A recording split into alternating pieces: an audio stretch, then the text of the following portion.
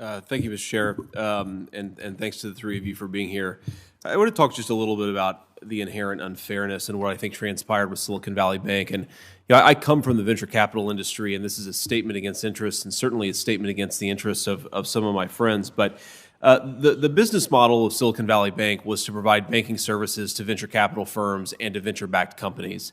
And if you think about the fundamental trade that was implied, and I would even say explicit in their business model, what they did is they offered highly beneficial financial products to venture-backed companies and venture capitalists in exchange for having a large number of deposits in your Silicon Valley Bank account, sometimes often exclusively. So a common practice, for example, was to say that you would provide a line of credit to a venture capital firm, but only if that firm put all of its money, 100% of its deposits, in Silicon Valley Bank.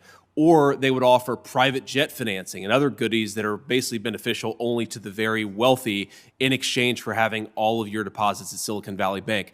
Now, given that that was implied in the business model of the bank, I think it's important that we use the term bailout, and I know that some of you don't like that term, but I think it's the only term that applies fairly here because we, using excess fees on community banks all across the country, effectively chose to bail out the uninsured depositors of Silicon Valley Bank. Now, there are some outrageous examples there. I think one firm had deposits over $3 billion. Another, I think Roku had deposits of $500 million. But there were a lot of people, a lot of firms at Silicon Valley Bank that had deposits well over $1 million, well over $5 million. And what we did in practice was bail them out. I guess my first question, I'd put this to all three of you, and because time is limited, I'd like you to answer quickly. Is what is the threshold? Whether you guys meant to or not, I think the implication of what happened with Silicon Valley Bank is that there are a lot of people who expect that their uninsured deposits are effectively insured at an unlimited level. Or if you're a banker, there's an assumption from a lot of people that at a certain level, if you're systemically important enough, your uninsured depositors are going to get bailed out. Maybe just go from left to right, starting with Mr. Greenberg, but at what level do you think uninsured deposits, in theory, are effectively unlimited uninsured in our banking system today? Well, if I may say, Senator, you're asking important questions. I think we have a lot of lessons to learn from this episode. The decision to cover uninsured depositors at these two institutions was a highly consequential one. Yes. That has implications for the system. I think we need, and I indicated in my statement earlier, we need to do a comprehensive review of our deposit insurance system and consider the questions that you raise. The FDIC is going to undertake that, and by May 1, we'll deliver a report including policy considerations to take into account. So we want to try to be responsive on that. Thank you. Mr. Barr. I also think you raise important questions. When we were looking at the systemic risk determination with respect to these institutions, we were thinking about the risk to the broader financial system, not the particular depositors at one or two institutions. We're thinking about and concerned about the extent to which that could impact regional banks across the country, community banks across the country. We were hearing concerns from bankers and from depositors, from businesses around the country.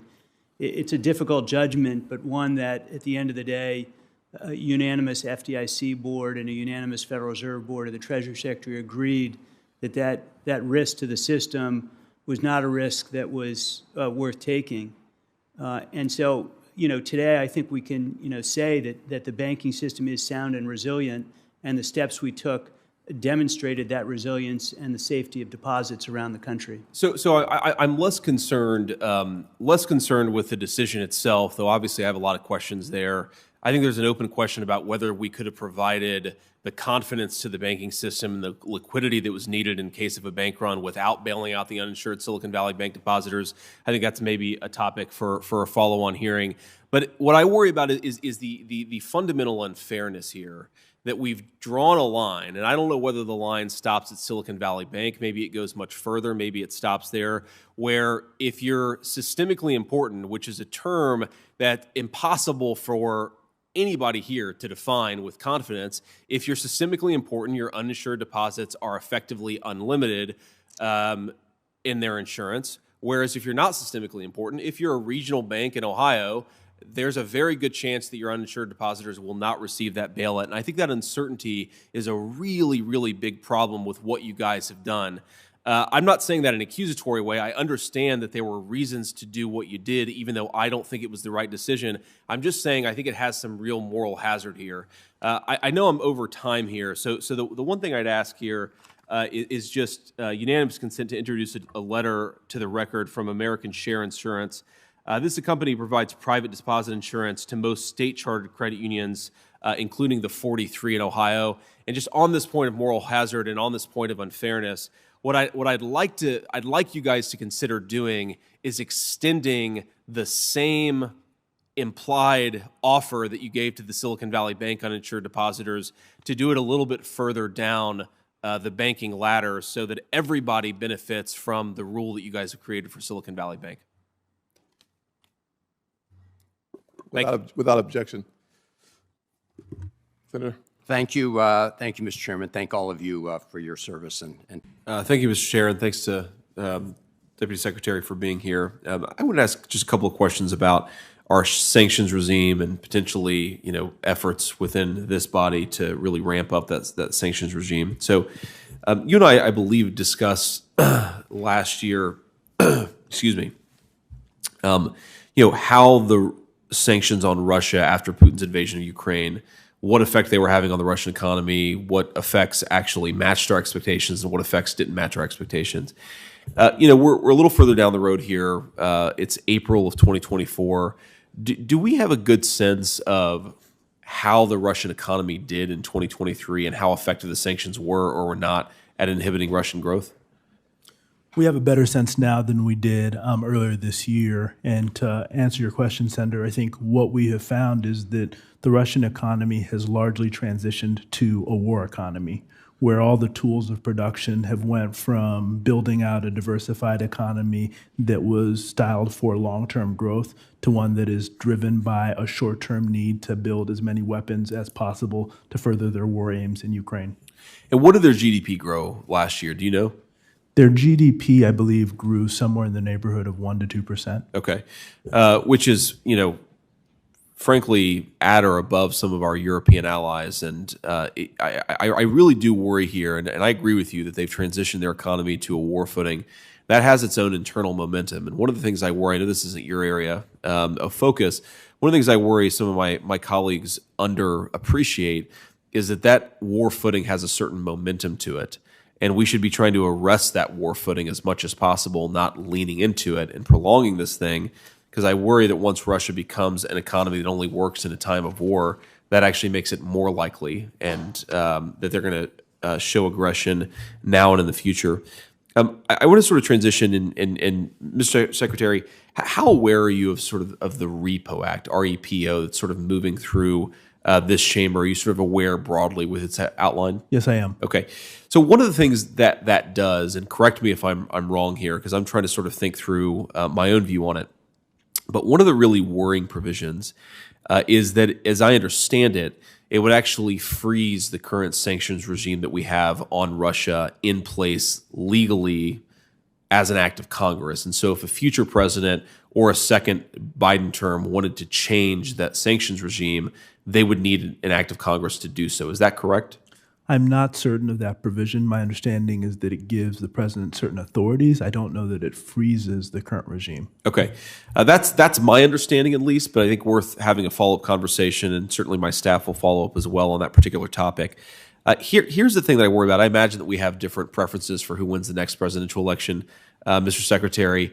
But whether it's a President Biden or a President Trump, I think it's really important for the next administration to have diplomatic flexibility to negotiate what will certainly, I think, be an end to the Russia-Ukraine war, whatever end that ultimately takes. I hope to God that it doesn't last another 5 years.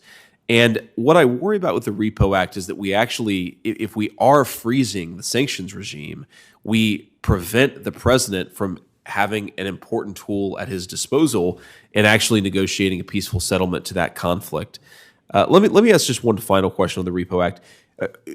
as I understand it, it would give it would effectively force asset seizure of all Russian assets.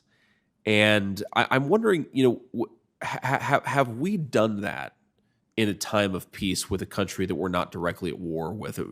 Have we ever done something like what the Repo Act envisions? So, Senator, the one thing I am clear of is that my understanding, at least, is the Senate version of the Repo Act gives the president the ability to, doesn't require him to do so. And I think part of the reason for that is because we know that the vast majority of those assets are in Europe, and we'd only want to act alongside our European allies if we did something like that. In terms of seizing the assets against a country that we're not engaged in hostility against, I don't know that we have done something like that at this juncture. Yeah, I appreciate that, Mr. Secretary. And with that, I yield the remainder of my time. Thanks for being here, and thanks for answering my questions. Thank you. Senator Warnock of Georgia is recognized. Senator Kennedy, Warner. Senator Vance of Ohio is recognized. All right, thank you, Mr. Chairman. Mr. Singh, I want to direct my questions to you. I just want to ask about the Russian sanctions, in particular, whether they've been effective or ineffective. And I want to just, as a backdrop here, offer a few pieces of information. So last March, a month into the war in Ukraine, President Biden went to the Royal Castle in Warsaw and unveiled a sanction regime that he said represented a, quote, new kind of economic statecraft with the power to inflict damage that rivals military might. I certainly hope he was wrong, because if he wasn't, then I'm a bit more worried about our military might than I was before I just read this quote. Because, look, the issue here is that the sanctions, if you look at the numbers, have clearly not matched up with what the Biden administration predicted. So a couple of pieces of information. Biden swore that the Russian economy would be, quote, cut in half. The White House predicted that last year the Russian economy would shrink by 15% or more. In fact, it shrank just 2.2%. Biden, I believe, said that the Russian ruble would be reduced to rubble. In fact, the Russian ruble is one of the best performing international currencies in the world today, and is worth, compared to our dollar, is worth the same that it was when the invasion began a little over a year ago. You were the architect of these sanctions, and so I'd like to better understand the approach that you advised President Biden to take. But first, I would like your candid assessment. Do you think that these sanctions have been effective? Thank you, Senator. I think sanctions are doing their job. They're not the only tool we're deploying. The most important ones are helping Ukraine fight for its freedom, enlarging and fortifying NATO's eastern flank, helping the world get off of Russian energy, welcoming the millions of refugees flowing into Europe. These are the tools that in tandem can make a difference. But when it comes to sanctions, yes, I think they're doing their job. You are correct, sir, that the decline in Russia's GDP, 2.2% last year, is lower than what many expected, including me. But as I mentioned previously, I think what Putin has done is created a Potemkin facade. He has propped up this year's growth by sacrificing his long-term growth potential. How? Capital controls. If you have a ruble in Russia, it's very difficult to convert that to a dollar. If you can't access dollars, you can't import anything. Without imports, Russia can't modernize or diversify its economy. Russia weaponized energy. That, of course, pushed up energy prices. That flattered net exports. That flattered GDP growth. But he's lost half of his energy customers. And oil and gas revenues are down 50% year over year. And then the last thing he did is he spiked government spending by 60%. You can do that to prop up GDP growth, but you'll deplete national savings. You'll drive up inflation. You'll drive up interest rates. We've degraded his military-industrial complex. We've cut off Russia from its major energy consumer in Europe. So, Mr. I would want to just unpack a couple of points there. So certainly take the point that perhaps the Russian long-term economic damage has been there, but it's a little concerning for us as policymakers when the administration says that these sanctions are going to be effectively a military-grade deployment into the Russian economy. And then you look at the top-line data, and that just hasn't been borne out. And I worry about that. I also worry. I spoke to an international relations scholar yesterday who really expressed some concern about whether America's deployment of sanctions in this particular context and the failure to see obvious short-term benefit to the Americans, obvious short-term damage, or at least nearly as significant as short-term damage to the Russians, actually causes some credibility issues with our own government. Just a couple of other questions here. So I wonder when you guys were thinking about designing these sanctions, if you maybe underweighted and understated the importance of manufacturing, mining, the sort of real sectors of the economy that are much more important when you're developing a war economy than, let's say, finance or technology, or at least digital technology. I'm sort of curious there, sort of how you think about that, because you mentioned the Russian industrial base being degraded, but when I look at the Russians, having a 6-to-1 artillery advantage against the Ukrainians and being able to, apparently as far as the eye can see, develop artillery munitions in a way where already America's stocks are being depleted. It looks on the ground as if the Russians continue to have not just an artillery advantage today, but will plausibly have an artillery advantage 6 months in the future. Did you guys underweight the importance of manufacturing, mining, the sort of the older economy, according to a lot of people, but the economy that actually matters when you're fighting a war? Thank you, Senator. It's a good question. Look, so we designed the sanctions to apply pressure where we have a strength that intersects with Russia's vulnerability. So foreign capital was one of those areas. Cutting edge technology was a second. And yes, we have gotten into supply chains where we feel like we had collective leverage over Russia. But, look, I think as it relates to the battlefield impact, we'll never know because the intelligence on the ground in Russia is so sparse. But every indication that I've seen is that he's running out of precision-guided munitions, running out of avionics, night vision goggles, satellites, tank production, car production, and he's having to rely on industrial goods like dishwashers and breast pumps to actually function his equipment in his military. He's relying on North Korea and Iran to substitute for the kind of technology you need to prosecute a war of this scale. Meanwhile, we're supplying the most sophisticated weaponry that we can to Ukraine. So I think we're giving leverage to Ukraine on the battlefield. That's really where it matters most. Sanctions will never be a substitute for that kind of support. Thank you.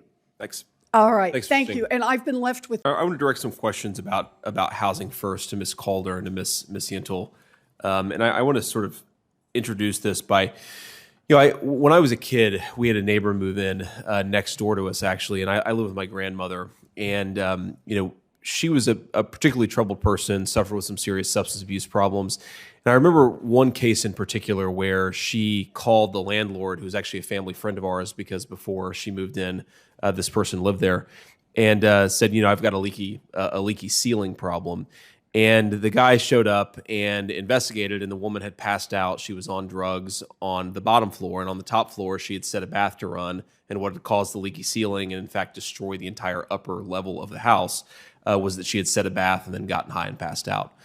And I think it illustrates a particular problem with some of the approaches that we've taken to homelessness and housing, where we tend to want to address so-called housing first without addressing the root causes of homelessness.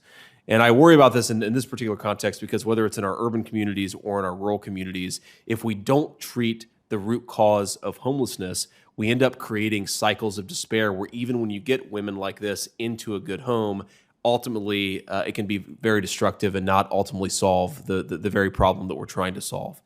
So I guess the very first question I asked first to Ms. Calder is, do you think that we should allow people who have serious substance abuse problems, should we be giving them housing without any preconditions on substance abuse counseling, therapy, and so forth? Look, I think that the homeless population is a diverse population. And Sure. so from my perspective, it doesn't make sense to have a one-size-fits-all policy. I think housing first is it's an idea that has been adopted pretty rigidly in places like California. There are complaints in California from shelters that are, women and children shelters only, and they say, look, we can't get any state funding for our homeless efforts here, but we're doing a really important job here.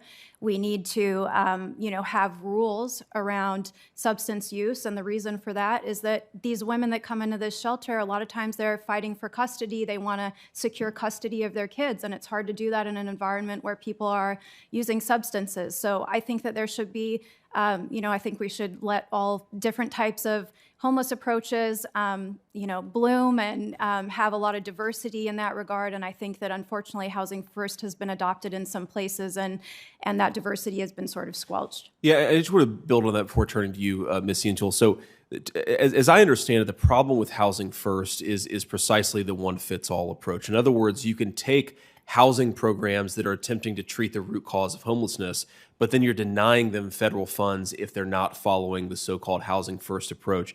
And I guess, Ms. Cientul, I just asked directly, do you agree with that approach? And I'd love to hear why or why not. Yeah, thank you for the question, Senator Vance.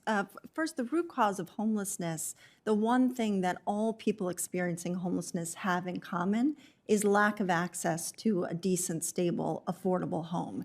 And the research and the evidence are very clear that if people have substance abuse challenges or mental illness, they are best able to address those challenges from a stable home. So low barrier Housing First approaches that get people into affordable, stable homes and then provide them with voluntary supportive services as necessary is shown again and again in the research and the evidence to be the most effective way to address homelessness. And there are a number of examples in your state of Ohio, very successful Housing First programs that work with people experiencing homelessness who don't have substance abuse or mental health challenges and those who do. And in both cases, it's the Housing First approach, that low barrier approach to getting somebody stably housed first that works. We tried sobriety requirements back in the 80s and the 90s. As a country, that was our approach to addressing homelessness. We had a stair-step model where people had to prove that they were so-called housing ready. It didn't work, and it was overly expensive. So let me just a couple points on that, Ms. Cientul. So first of all, it's interesting to contrast the 80s and 90s with where we are today, because while we've been trying a Housing First based approach for the past few years in this country, as I understand it, we're spending about 200% more on providing homes to the homeless, 200% more on homeless support than we were when we weren't trying Housing First. And yet, simultaneously, the homeless population in the country has gone up 20%. So it strikes me as a very bad deal for the American taxpayer, but more importantly for the homeless, if we're spending twice as much or more, and yet we've seen the homeless problem get worse in this country. I think a related point, I know I'm short on time here, so I'll yield after just making this point, is I really worry about the social contagion effect on this, because it's not, of course, just the homeless people themselves who are affected, but it's the people they share a neighborhood or people they share a building complex with. And I really worry that what Housing First has done is taken a lot of people who are very much struggling and very much deserving of our compassion, though I think how we provide that compassion is up for debate.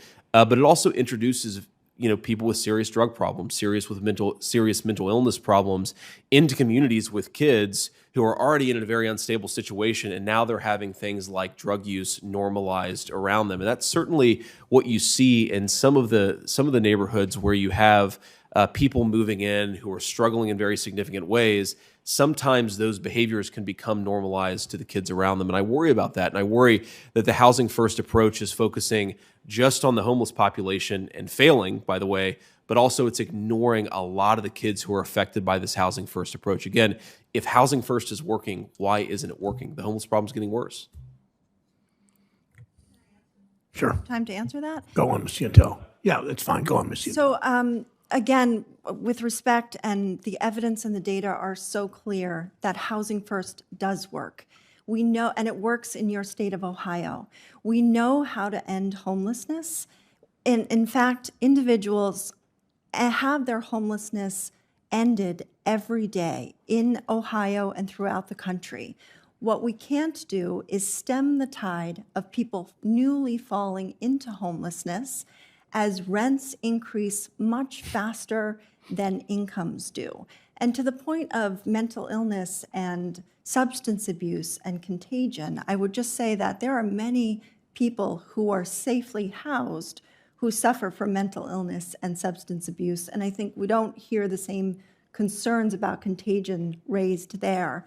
It's because their substance abuse isn't as public because they have the ability to close their door at night and get the services and resources that they need while they're housed. I would love to also just note that there are many different types of people experiencing homelessness. And actually, the majority of people who do experience homelessness are working households or households who have struggled with being able to make ends meet as rents skyrocket and the cost of their incomes does not meet the increased rent as well. So there's a lot. I would love to have a follow-up conversation with you and to introduce you to some of the Housing First providers in Ohio who could share with you their success with the program. Thanks, Senator Vance. Thank you, Ms. Utel. Senator Warren of Massachusetts is recognized. Thank you, Mr. Chairman. So our member to ask questions. I just want to clarify that the video that we saw earlier was a simulation done by Senator Cruz, I think, and his team. That was not a real video of the incident. There seems to be some confusion about that, so. No, ma'am, I knew it was a simulation. Yes, okay, yeah. Thank you. You clearly stated that, but not everybody Got it. may have captured that, so we just want to reiterate that. Next I have Senator Vance. Thank you, Madam Chair. Mr. Nolan, thank you for being here. I did not realize that. I'm going to ask just a little bit about some of the unusual increases in obsession with the vocabulary and language that we're seeing in some of the FAA guidance and related documents related to our aviation industry. I want to ask, did the FAA issue a 176-page guidance document changing notices to airmen to notices of air mission in December of 2021?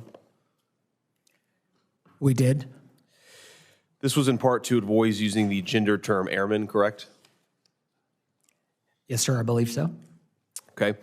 On November 10th, 2021, the FAA held an inclusive language summit. Are you familiar with this effort? I am familiar with it. During the summit, which had a solicitation published in the Federal Register, Deputy Administrator Mims stated that when we use terms like airmen or unmanned aircraft, sorry, I'm laughing because this has to be a joke, we're sending a message that only men belong in the aerospace community. Do you agree with that statement? Well, Senator, what I could say is that having been a pilot for 42 years and seeing the evolution of our aerospace industry, I started out in helicopters and have flown as a captain in big jetliners. Sure. Not everyone is a pilot today. We have drones, we have spacecraft, And so I do believe going to notices to air missions is absolutely the right thing to do. It is an accurate reflection of where our aerospace system is today. Fully supportive of that. And none of that, by the way, detracts from our mission, which is the safety of our airspace, and that will always be our North Star.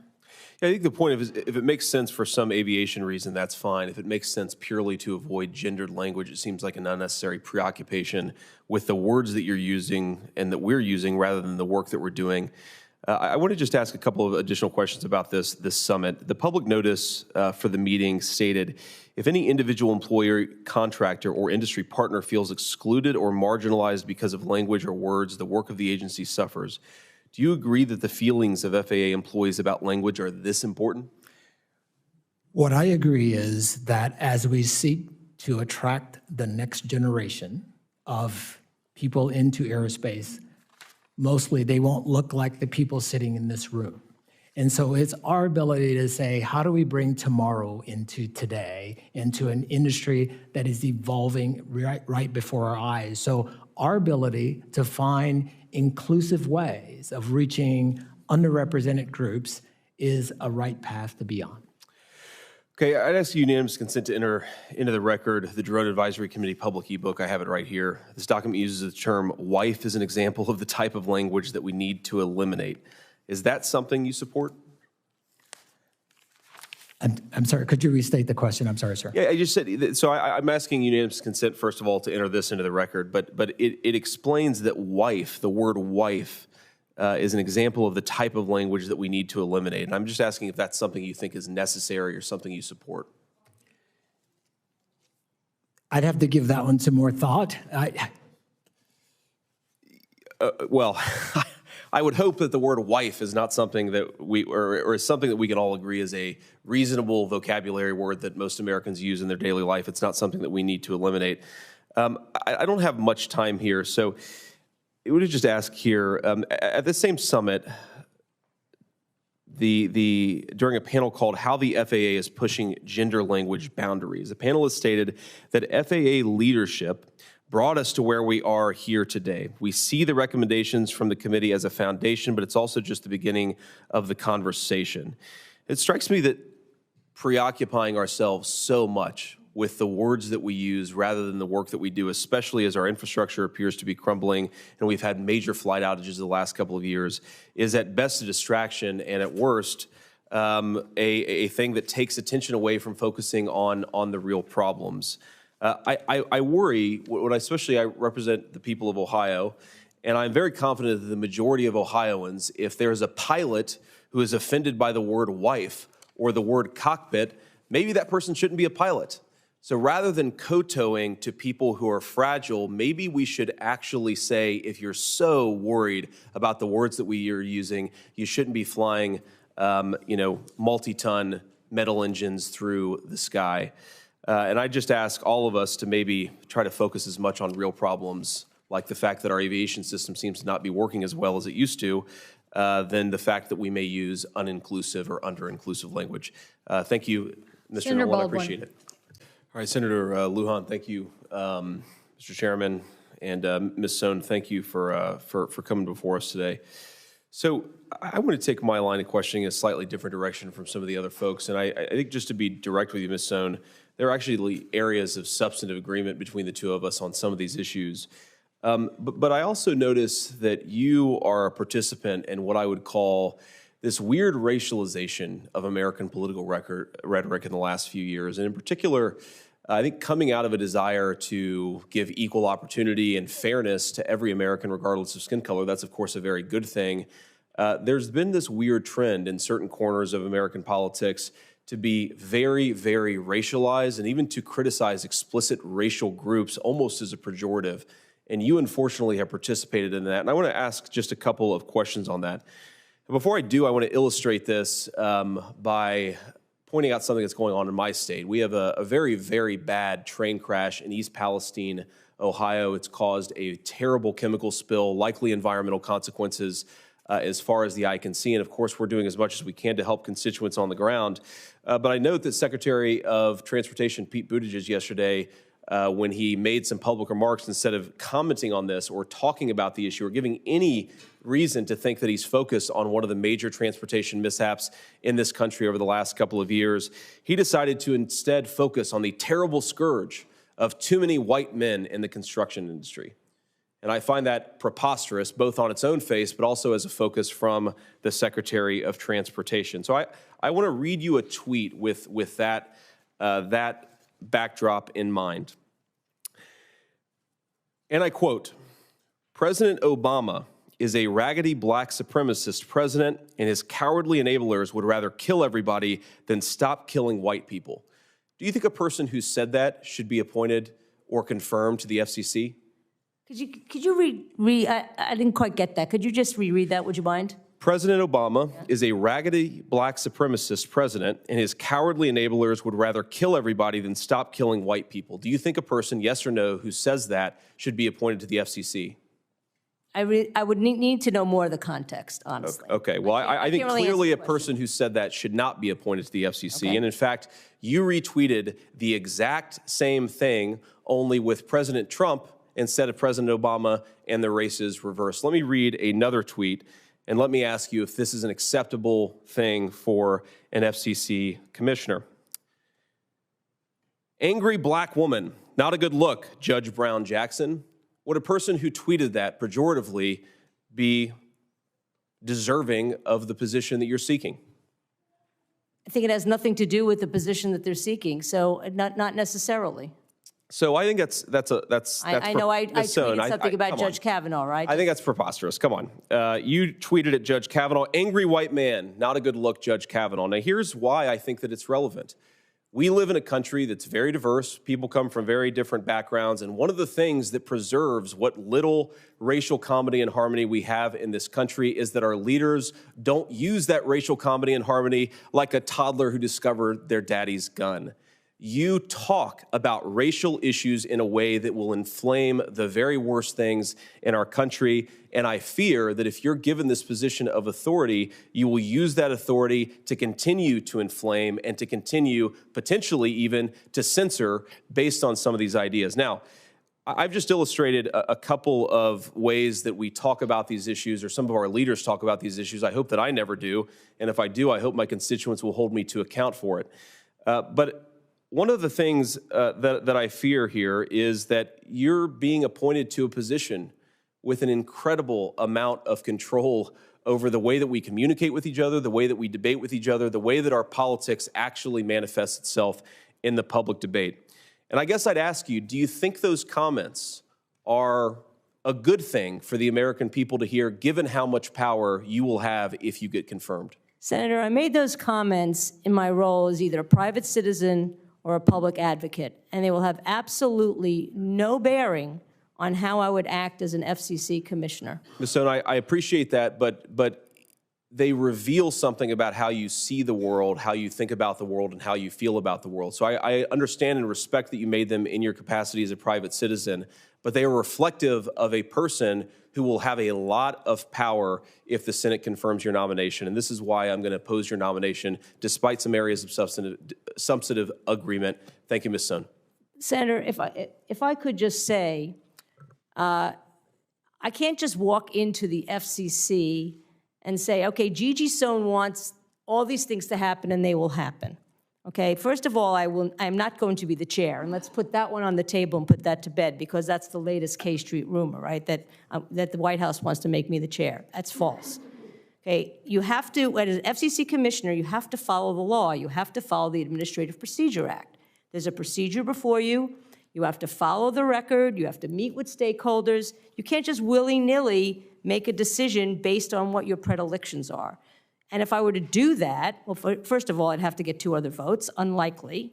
But if that were to happen, a court could reverse it, because you have to follow process. And I think it's really important for people who think that I'm some sort of Svengali who could just walk into the FCC and make it bend to my will, that I can't do that under the law.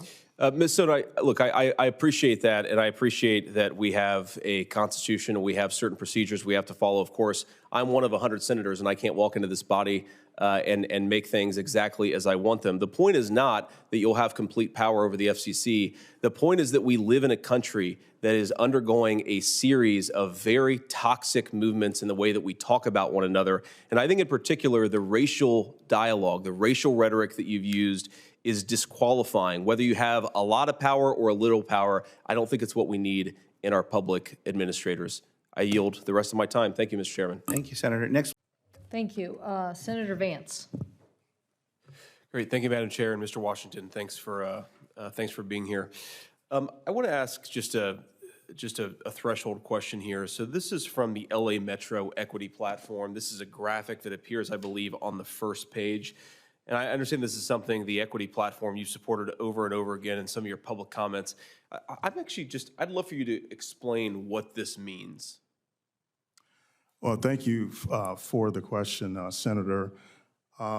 Yes, we advocated and supported equity in a big way at LA Metro and every organization that I have been a part of. I think it's crucial for us to understand diversity, equity, and inclusion. And so what you're looking at is equity with everyone on a level playing field, if you will. And that is what we espoused at every organization that I've been in, especially LA Metro. And what do these boxes represent, I guess? I mean, they're, equality here, they have different sized boxes, and then here, there are different boxes here. I'm just curious what this is supposed to mean. Yeah. Well, that is, opportunity, if you will. Opportunity and how you position people that may be less fortunate for the same opportunities that other people might receive. Okay, I got to say, Mr. Washington, I appreciate the attempt at an explanation there, but I don't fully understand why equality and equity are different. I would assume that equality of opportunity is something that we all believe in and agree with. I worry just in some of your public comments and some of the things that you've said, you tend to take this focus of explicitly saying that color blindness, of looking at people without regards to skin color, is somehow in and of itself discriminatory. And I was hoping to elucidate that a little bit by appeal to this chart and try to understand it a little bit better. But I have to be honest, and I'm not trying to be rude, Mr. Washington, I just don't fully understand what this is meant to convey and how it might influence some of your policies. In an effort to kind of drill down to that, I just want to ask just a few questions here, because the aviation industry is maybe the single industry where aptitude and where safety matter more than almost anything else. I mean, I can't imagine even going under the knife. I'd probably choose having a safe pilot as more important than even going under the knife for a surgery. So I just want to ask sort of how this criticism of color blindness that you've had in some remarks in your career intersect with how you think about the standards for pilots that exist in the aviation industry. So a few just very direct questions. Do you believe that white, Black, and Latino airline pilots should be able to read, speak, and understand English before becoming commercial airline pilots? Yes, I do. Great, thank you. Do you believe white, Black, and Latino airline pilots should have to hold the commercial pilot certificate and an instrument rating as they currently have to do? Yes, I do. Great. Do you believe that white, Black, and Latino airline pilots should have to have at least 1,500 hours of total flight time in order to receive an airline transport license? Yes, I do. Okay, thank you, Mr. Washington. I appreciate that, and here's the reason why I ask those questions, because there is an inconsistency between some of the diversity, equity, and inclusion rhetoric on the one hand, and the fact that we should hold everybody to equal standards no matter what. I have 3 young children, a 5-year-old, a 3-year-old, and a 1-year-old. A couple of their grandparents live in San Diego, California, so they're on a flight a couple times a year at least.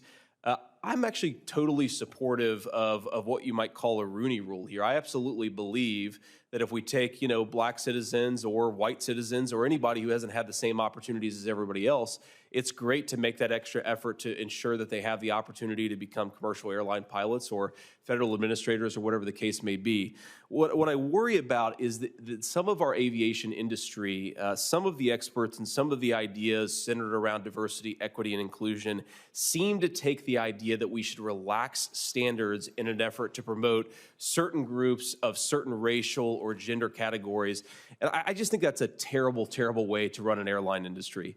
I don't really care whether the pilot that I have, what their gender is, what their skin color is.